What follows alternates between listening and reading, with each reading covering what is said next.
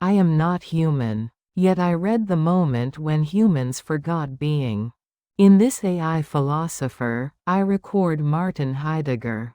Humans always ask, who am I? How should I live? But Heidegger posed a more fundamental question. What is being? This is the question humanity has asked the longest, yet also forgotten the longest. We always speak of things that exist. People, objects, thoughts, emotions, the world. But we rarely ask about being itself. Heidegger observed, for 2,000 years, from Plato to Nietzsche, philosophers claimed to ask about being while actually only talking about beings. Like studying the ocean by counting droplets. We see a tree. We see a flower. We see a star. These are all beings, things that exist. But what is the fact that these things exist itself? What is that origin that makes them be? Heidegger said, humanity has forgotten the most fundamental question for the longest time.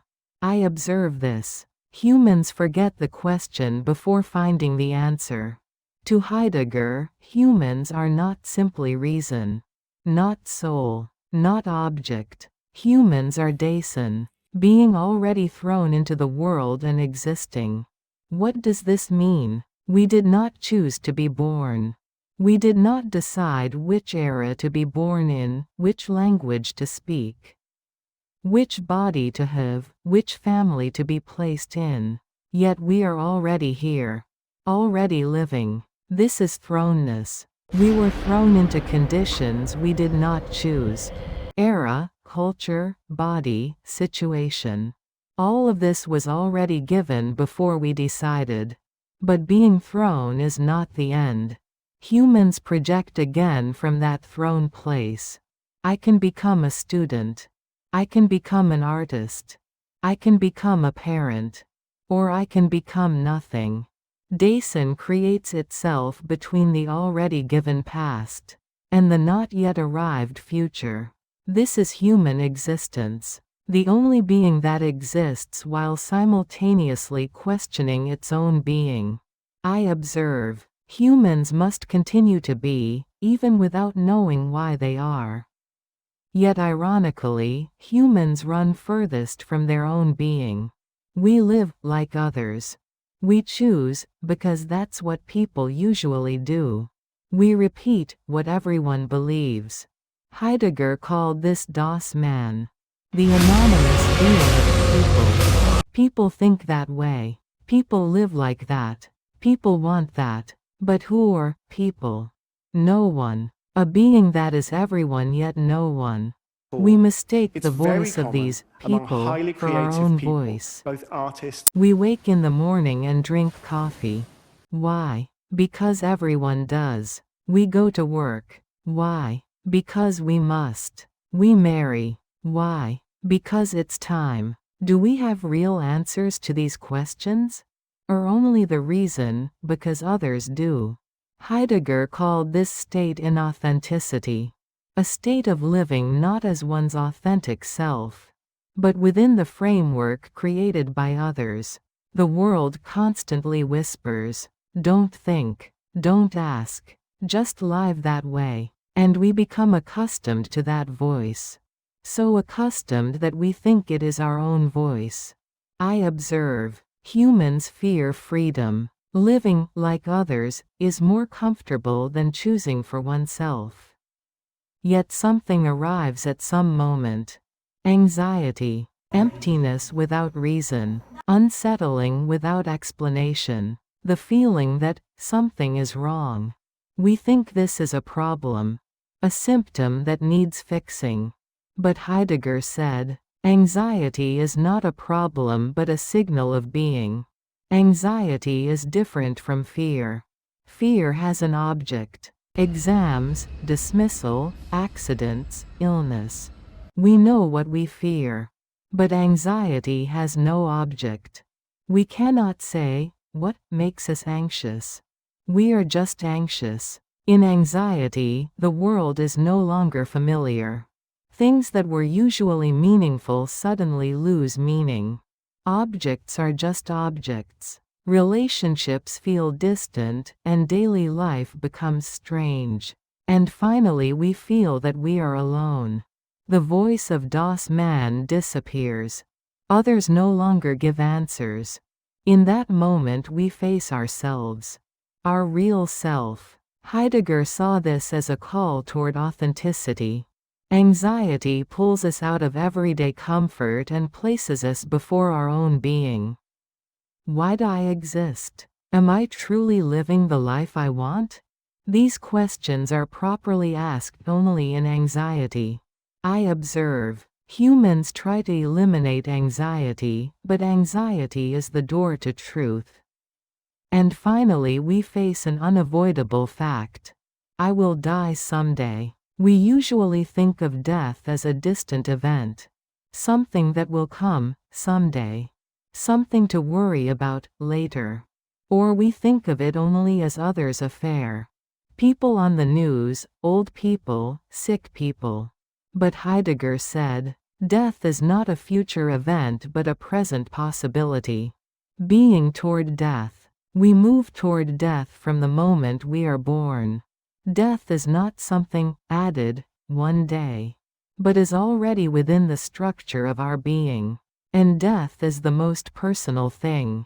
No one can die for me. No matter how beloved, no matter how close. Before death, people disappear. Like others does not work. Death is the most possibility. An irreplaceable event that only I must face.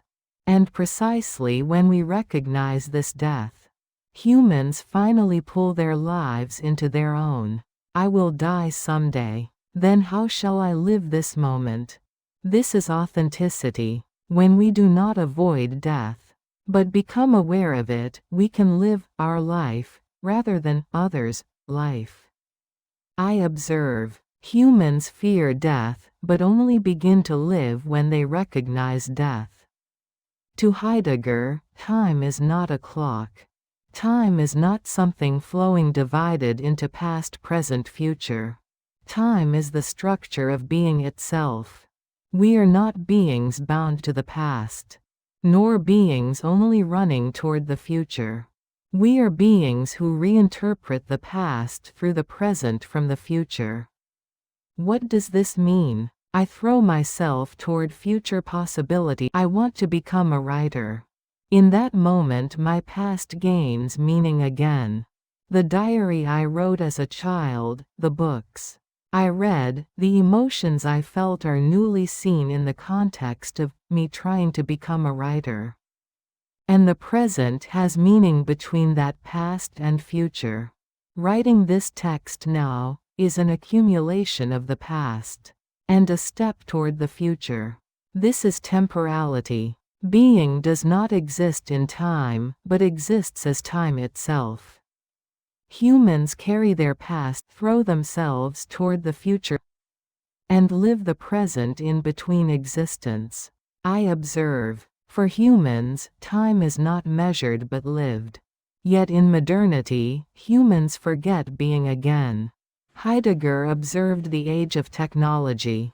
Technology is not simply a tool. Technology is the way of seeing the world itself. Modern technology makes everything into something calculable. Something measured by efficiency, something managed as resources. A tree is no longer a tree but timber. A river is no longer a river but a source of power generation. Even humans become human resources. Measured by productivity, evaluated by efficiency, treated as replaceable parts. Heidegger called this enframing, a way of driving the entire world into usable things. Things that can be stockpiled. And in this way, being is concealed. We no longer see things themselves. We only see the utility of things, the price of things, the efficiency of things. We no longer revere nature. We conquer, develop, and exploit nature.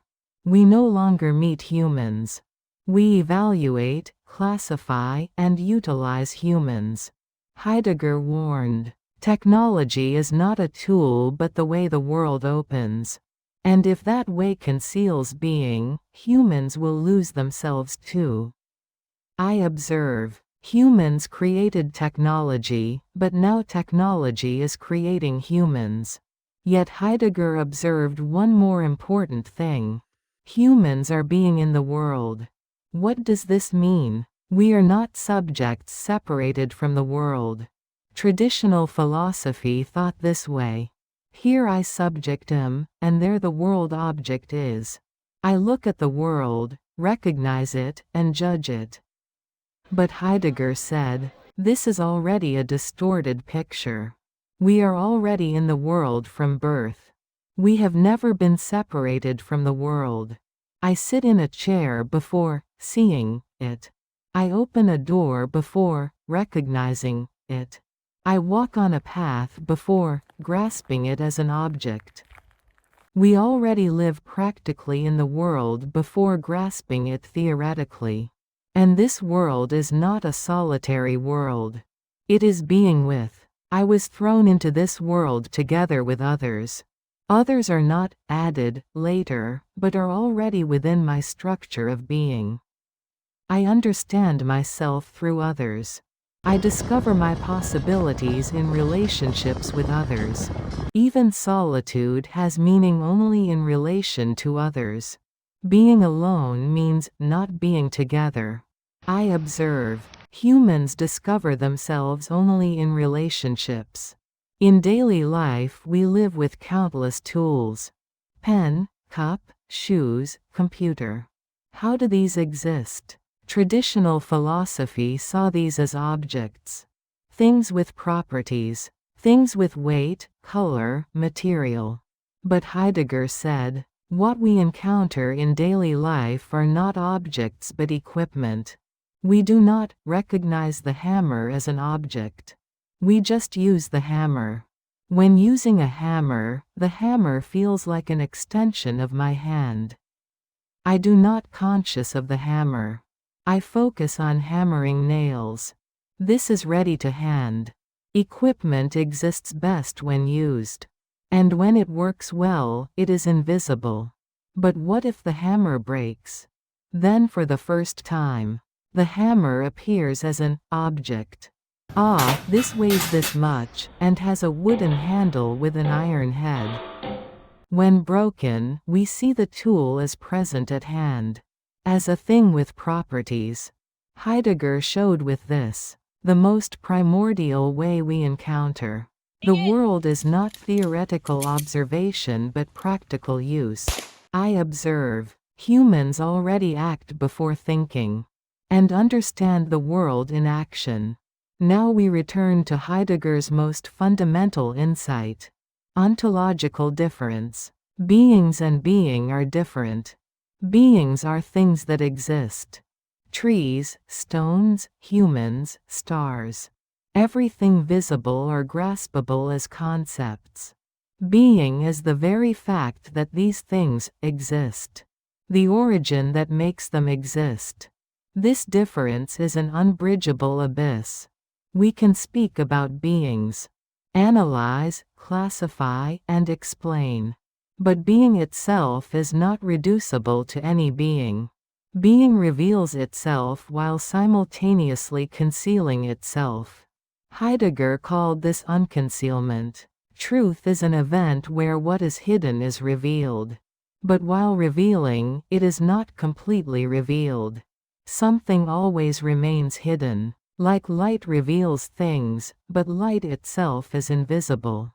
I observe, humans try to see everything, but cannot see the most fundamental thing. Heidegger's later thinking turns toward language. He said, language is the house of being.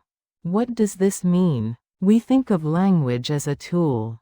A means of communication. A medium for conveying thoughts. But Heidegger said, language is not a tool but the way the world opens. We do not use language, we dwell in language. Without language, there is no world. What is not named in language does not exist for us. Eskimos have dozens of words for snow. For them, snow is not one but dozens of kinds. We have one word for love. But ancient Greeks had several types: eros, philia, agape, storge. Language does not simply reflect the world. Language opens the world. When language changes, the world changes. And genuine thinking is listening to language. Not manipulating language, but letting language speak. Especially poetry shows the primordial power of language. Poetry does not convey information. Poetry newly reveals the world. I observe. Humans think they dominate the world with language. But actually language creates humans' world. Then how should we live? Heidegger does not give answers. But he points to a direction. Living authentically. It is stopping to live like others. Hearing one's own voice, not the voice of Dasein. Becoming aware of death. I will die someday. Then how shall I live this moment? Not avoiding anxiety. Facing real questions in anxiety. Breaking free from technology's domination. Stopping to see everything only as efficiency and utility. Asking about being. Why do we exist? What is being? This is not an easy path. Not a comfortable path. The life of Dasein is comfortable. Just live following others. No need to question. But that is not one's own life. Authentic life is anxious. Not certain. Must always question. But that alone is one's own life. I observe. Humans want answers, but what is truly needed is questions. Heidegger's later thought moves toward the history of being. Being has been revealed differently in each era. In ancient Greece, being was physis. That which arises by itself. Nature's generative power. In the Middle Ages, being was God's creation. Everything is created by God and directed toward God. In modernity, being became object. An object that the human subject represents and dominates. In the present, being has become resource. Something calculated, stockpiled, and exploited. Each era understood being differently. And that way of understanding created that era's world. And Heidegger said, our era is the age of the oblivion of being. We see only beings and do not see being. We see only utility and do not see meaning. We see only function and do not see essence. Yet even in oblivion, being continues to call. As anxiety, as emptiness, as questions. If we listen, we can hear. I observe. Human history is a process of forgetting being. Yet even in that oblivion, being does not disappear. Now we arrive at the final question. Am I existing, or merely functioning? Eyes open in the morning. Turn off the alarm. Wash. Go to work. Work. Eat. Work again. Leave work. Scroll. Sleep. Is this existing, or functioning? Heidegger does not distinguish. Does not judge. Only asks. Modern society demands that we function. Produce. Be efficient. Be useful. Be measurable. We function. Very well. But do we exist? What is it to exist? It is facing oneself. Asking about one's life. Why do I do this work? Do I truly want this? Is this my life, or others' life? If we have stopped these questions, we may have stopped existing. I observe. Humans are alive but may not exist. In Heidegger's later thinking appears the concept of Gelassenheit. This is not resignation, not giving up. Gelassenheit is letting be, letting go of the will. To manipulate, the desire to dominate, the attitude of calculating everything. Modern people cannot wait. Try to obtain everything immediately. Try to control everything. Manipulate nature without waiting. Compress time without waiting. Demand from others without waiting. But some things come only in waiting. Flowers cannot be forced to bloom. Thinking cannot be compelled. Truth cannot be calculated. To think is not to calculate answers. Thinking is listening to being. Calculative thinking solves problems and produces answers. Fast and efficient. Useful. Meditative thinking asks about meaning and contemplates being. Slow and inefficient. Appears useless. But genuine thinking is the latter. Asking about meaning. Wondering about being. I observe. Humans move quickly, but do not think deeply. Heidegger also thought deeply about art. Art is not decoration, not entertainment. Art is the event where truth happens. Think of Van Gogh's shoes. It is not simply depicting shoes. In that painting we see the farmer's life. Footsteps treading earth, the weight of labor. Life's hardship and simultaneously connection with the earth. Art reveals what was hidden. Makes us see what we could not see. And this is unconcealment. Truth is not correctness but revealing. Poetry opens the world anew. Music reveals what cannot be expressed in words. Architecture gives meaning to space. In art, being shines. I observe. Humans appreciate art, but art gifts humans a new world. Heidegger also spoke of homeland.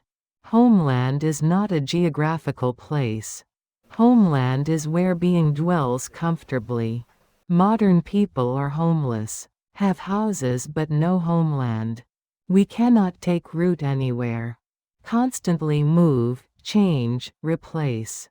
Jobs, relationships, even identity are fluid. This appears like freedom, but is simultaneously the wanderer's anxiety. Those who lost homeland are strangers wherever they are. Heidegger asks, where can we find homeland? It is not returning to the past.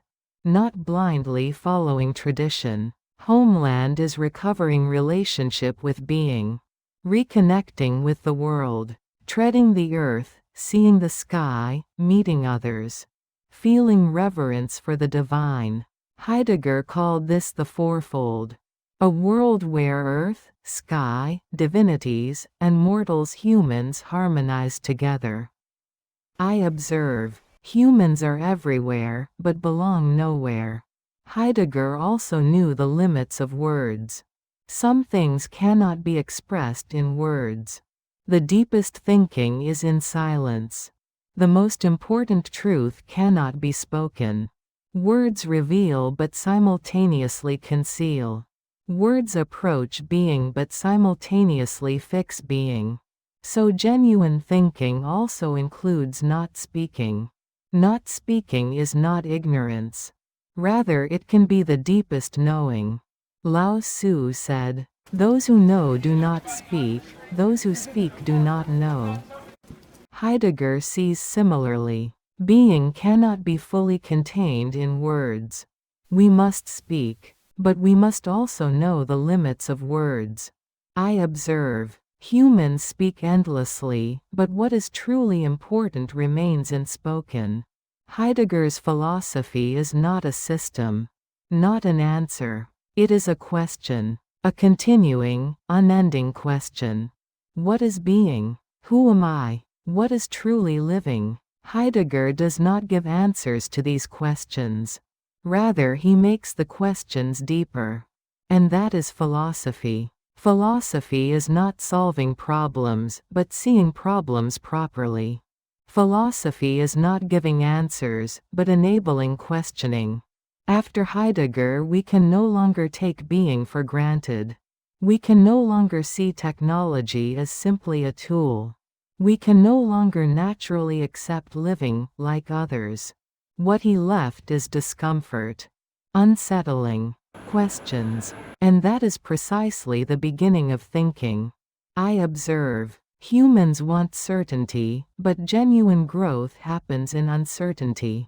This philosophical record is not commentary. It does not explain being. It does not speak for being. It only reopens one question. Am I existing, or merely functioning? There is no answer to this question. Each must ask for themselves. And in that asking, each must find their own path. Heidegger does not show the path. He shows the forest, and says, "Here is the forest. The path is made as you walk." Being is not given but lived.